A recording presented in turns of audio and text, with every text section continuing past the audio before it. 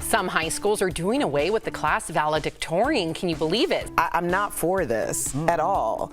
I mean, you know, competition, people are, for some reason now it's seen as, you know, terrible because it's difficult on people's mental health. And I'm not going to say that in a light way because mental health is important. But the idea of having, like, competition also breeds success.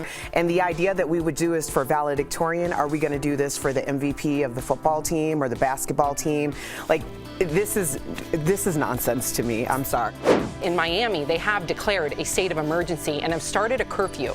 It's because of spring break crowds and a violent weekend, including 2 separate shootings. Miami's a place where people go to have a good time, just like Mexico City, just like New Orleans. There are places where people go to party, so there are going to be more incidents of violence, more incidents of drunken behavior, unfortunately more incidents of police officers being injured because there's more people. Did you ever partake in spring break?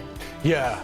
Was it like that? Jeff was on spring break in his head. Did you see that reaction? That said it all. Several well-known celebrities are getting involved to help with the war effort. Mila and Ashton Kutcher had a video call with Ukrainian President Zelensky. It's not just guns and bombs anymore, right? This war is a war of information. That's what it is. It's what Putin is telling his people and what Ukraine is actually trying to get out. So if you have the power to get real information out from a crowdsourced doctor on the front lines, that's a weapon. That's as good as a gun. That's like what the Russian woman did on TV. Don't do this war. That's her truth. She's a soldier of information. Judge Ketanji Brown Jackson, she's back in the hot seat again today in her confirmation hearing for the Supreme Court. Can you provide a definition for the word woman? Not in this context. So I'm not a biologist. It's a gotcha question, right? If someone asked me that during an interview, what's a woman to you? I would be a deer in headlights. Because, like, if I say, would you say? I'm not even going to try to answer that because I've grown so much in this business that if I even try, I'm going to put somebody else off, right? But I do want to give credit to Judge Jackson. The way she's handling it, she's not letting it falter her. She's not getting upset like I would do or angry or what's with that question? I would fold under the questioning and be like, you know what? You're out of order. Disney is facing all sorts of backlash to its delayed reaction to Florida's controversial Don't Say Gay law. Employees yesterday staged a walkout. They're upset the company did not speak out sooner against the law. I'm a little confused about what we're talking about. I know we talked about it in the past, but this Don't Say Gay bill, it's not called Don't Say Gay, right? It's not. So what are we arguing about and why is Disney at fault here?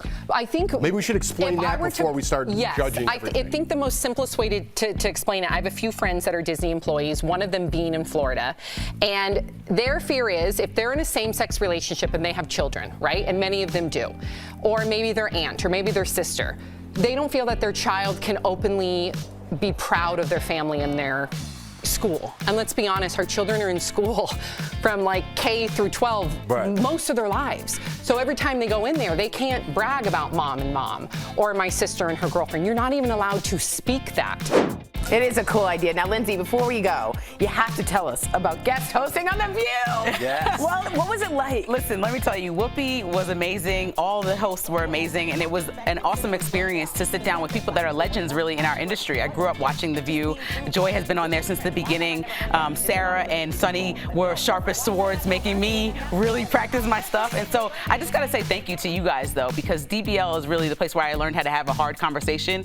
Al, you showed me how to laugh at the end of it. Tori showed me how to really sharpen my sword, and so I wouldn't be able to do anything without having come here. So thank you guys. Lindsey.